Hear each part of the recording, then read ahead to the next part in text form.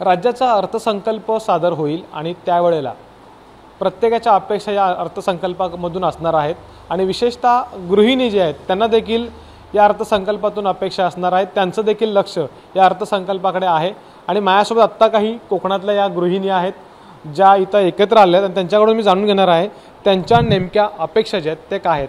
तुम्हाला काय वाटतं उद्याच्या अर्थसंकल्पातून काय अपेक्षा आहे तुम्हाला? उमेदच्या माध्यमातून आमच्या बऱ्याचशा अडचणी आम्ही ग्रामपंचायतीमार्फत वगैरे पूर्ण करतो, पण स्वतंत्रपणे पाहता की आता जसं मी इथे एक आत्ता कार्यक्रम चालू आहे PRI CBO कन्व्हर्जन या माध्यमातून SHG आणि आमचे ग्रामसंघ आणि समूह आणि प्रभाग संघ यांच्या माध्यमातून जे आम्ही व्यवसाय करतोय किंवा ज्या योजना आम्ही पंचायतीमार्फत राबवतो ह्या प्रत्यक्षात तळागाळात राबवल्या गेल्या पाहिजेत आणि त्याचा लाभ प्रत्येक महिलेपर्यंत पोहोचला पाहिजे। अशा दृष्टीने जर आम्हाला सहकार्य मिळालं तर माझ्या मते अतिशय छान काम आमचं खाली होईल असं मला वाटतं।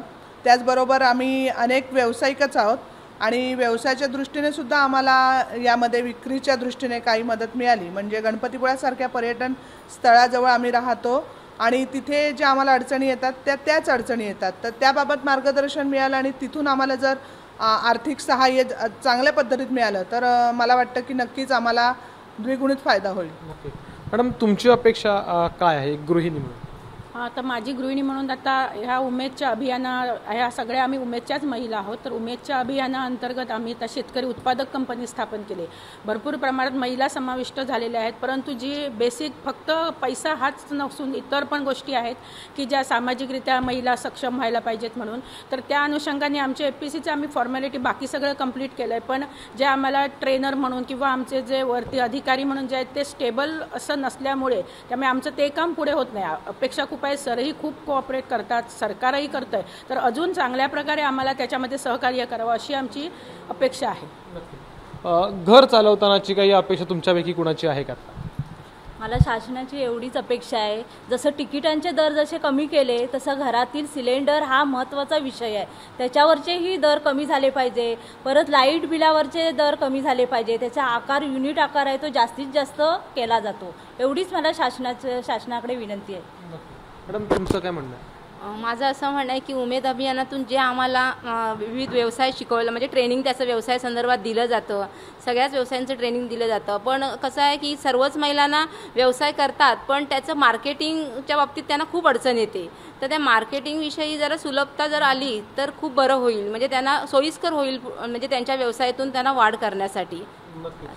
मॅडम एक गोष्ट आहे की आता महिलांचा जो फक्त चूल आणि मूल याच्यापुरता महिला आता मर्यादित नाही आहेत, तर बचत गट असेल किंवा वेगळ्या माध्यमातून त्या पुढे येत आहेत, अनेक संसाराला हातभार लावतात असं आपण म्हणू, स्वतःची एक ओळख निर्माण करण्याचा प्रयत्न करतात, तुम्ही देखील त्यापैकी एक आहात। काय अपेक्षा आहे सरकारकडून उद्याच्या अर्थसंकल्पामधून? आम्ही आता उमेद अभियानांतर्गत आम्ही सुरुवातीला आल्यानंतर दशसूत्रीपासून आम्ही सुरुवात केली, दशसूत्रीवर आम्ही काम करतोय। दशसूत्रीमध्ये आम्ही आता 10व्या सूत्रावर काम करतोय, ते म्हणजे शाश्वत उपजीविका। सर्वांनी उमेद अभियानाच्या अंतर्गत थोड्या प्रमाणात शाश्वत उपजीविका आपली काही ना काहीतरी सुरू केले, पण आता यांनी म्हटल्याप्रमाणे आम्ही अजूनपर्यंत मार्केटिंग हा विषयावरच थांबलोय, आतापर्यंत आम्हाला लोकल मार्केटिंगपर्यंतच आम्ही आहोत, आम्हाला बाहेर मोठ्या प्रमाणात मार्केटिंग उपलब्ध व्हावी, जेणेकरून माझी महिला अगदी परदेशातपर्यंत माझ्या महिलेचा व्यवसाय जावा ही आमची अपेक्षा आहे सरकारकडून, म्हणजे त्यासाठी आम्हाला सरकारने मदत करावी। मॅडम तुम्ही बोलणार आहात का? मॅडम तुम्ही काय अपेक्षा आहे तुमची सरकारकडून? एकंदरीत महागाई कमी झाली पाहिजे,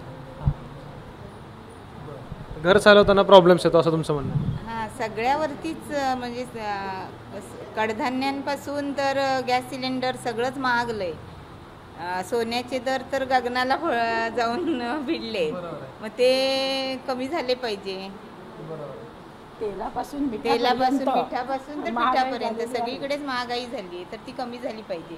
भाज्या घ्यायला गेला तरी पण 20 रुपये पाव किलोच्या खाली मिळतच नाही, सगळीकडे मग ती कुठेतरी थांबली पाहिजे, कमी झाली पाहिजे।